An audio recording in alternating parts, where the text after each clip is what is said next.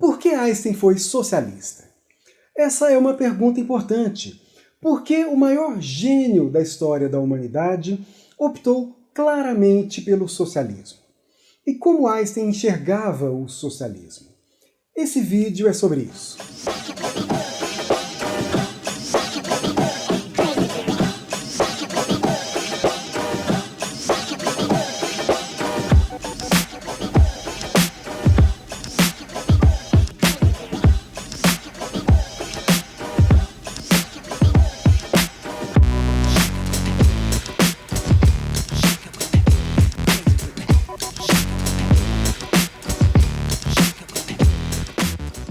Eu acabei de ler a biografia do Einstein, uma pesquisa brilhante do Walter Isaacson, e tudo que eu vou dizer nesse vídeo está aqui.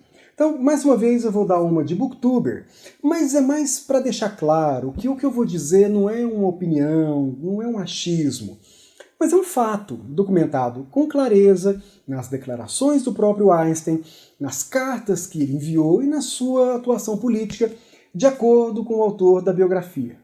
Bom, em primeiro lugar, Einstein sempre foi um pacifista. Em um dos seus discursos políticos mais importantes, ele chegou a defender a resistência incondicional à guerra e a recusa dos jovens em prestar o serviço militar em quaisquer circunstâncias. E aí ele chegou a fazer um apelo.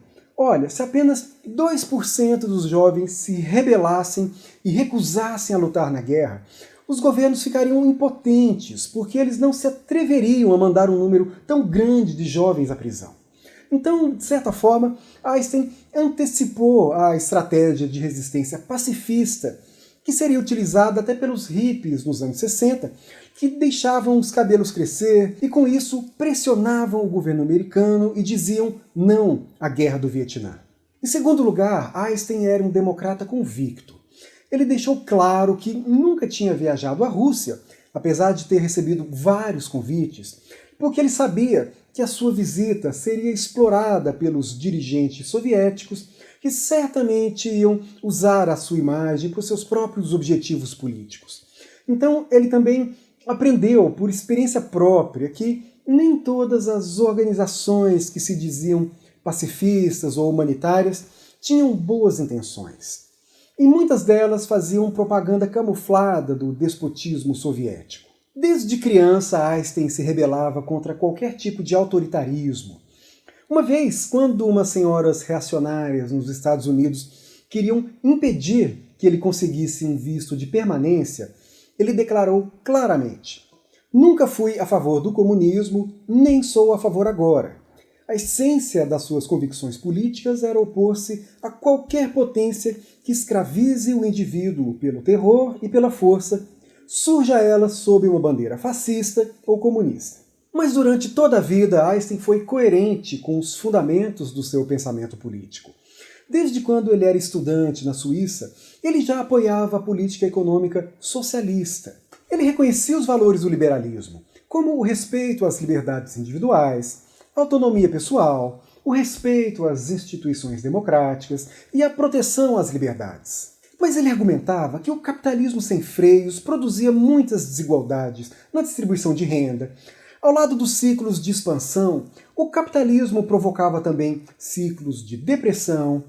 E além disso, para Einstein, o capitalismo incentivava o egoísmo em vez da cooperação e provocava nas pessoas uma moral que privilegiava a acumulação de riquezas pessoais em vez de uma ética que valorizasse o bem comum. No capitalismo, segundo Einstein, as crianças são educadas para seguir uma carreira e não para ter criatividade e amor pelo seu trabalho.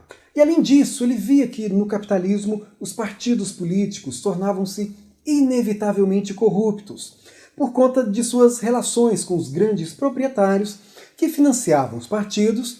E, convenhamos, esse pessoal que financia partido não está interessado no bem comum. Mas, em geral, eles querem negociar privilégios nas suas relações de poder. Então, por isso, Einstein defendia o socialismo democrático, um regime que se distanciava da tirania e da centralização política do comunismo e também não se igualava à corrupção, à concentração de renda e às limitações do capitalismo. E defendia também uma educação socialista em que, além de desenvolver as habilidades dos estudantes, procurasse desenvolver o senso de responsabilidade pelo seu próximo, em vez da glorificação que as escolas faziam do poder, do sucesso individual, que eram fenômenos que ele já enxergava no seu tempo, e que a gente vê muito ainda nas escolas. Agora, ele sempre alertava que no esforço para se criar uma economia planejada, era preciso evitar o perigo de se criar uma sociedade opressiva, burocrática e tirânica, tal como havia acontecido na Rússia. Por isso que Einstein dizia que os democratas sociais deveriam lutar pela liberdade individual, ao mesmo tempo que deveriam fazer a si mesmos a seguinte pergunta: como evitar que a burocracia se torne todo-poderosa, arbitrária e opressiva? Como proteger os direitos do indivíduo em uma sociedade planejada? Einstein tinha plena convicção de que a liberdade individual era indispensável para o florescimento da criatividade na ciência e nas artes. Ele era um espírito livre, e tanto na esfera pessoal como na esfera política e profissional, ele sentia repulsa por qualquer tipo de repressão. Por isso que ele se posicionou contra a discriminação racial nos Estados Unidos durante os anos 40, ele foi crítico em relação ao macartismo, também nos Estados Unidos, quando houve aquela perseguição paranoica aos comunistas e socialistas americanos. Einstein chegou a dizer que a ameaça interna mais perigosa que crescia nos Estados Unidos não vinha dos comunistas subversivos, mas vinha daqueles que usavam o medo do comunismo para passar por cima das liberdades civis. Os Estados Unidos são incomparavelmente menos ameaçados por seus próprios comunistas do que pela caçada histérica aos poucos comunistas que existem por aqui. Isso daria um paralelo iluminador com o que estamos vendo hoje no Brasil.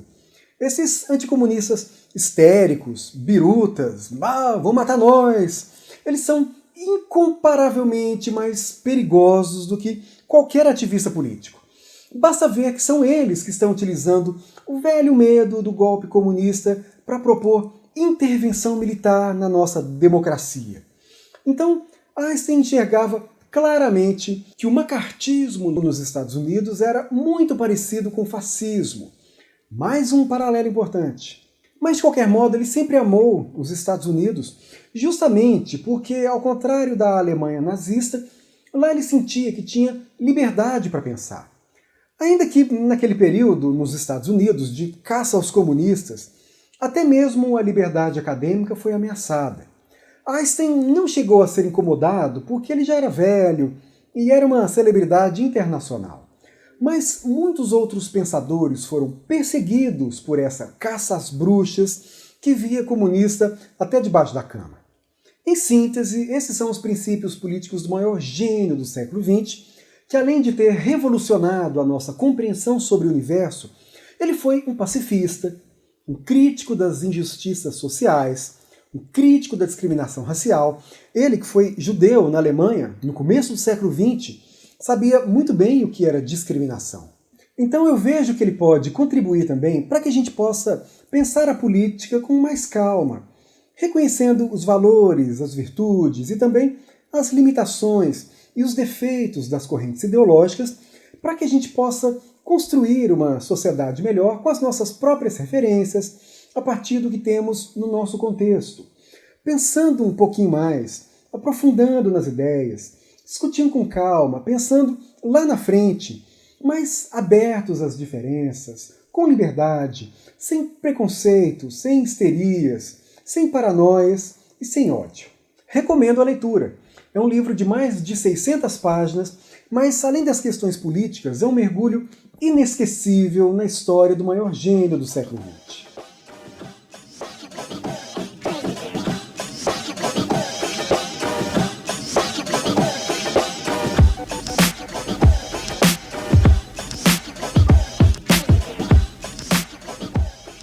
Se você gostou desse vídeo, não se esqueça de curtir e se inscrever no canal.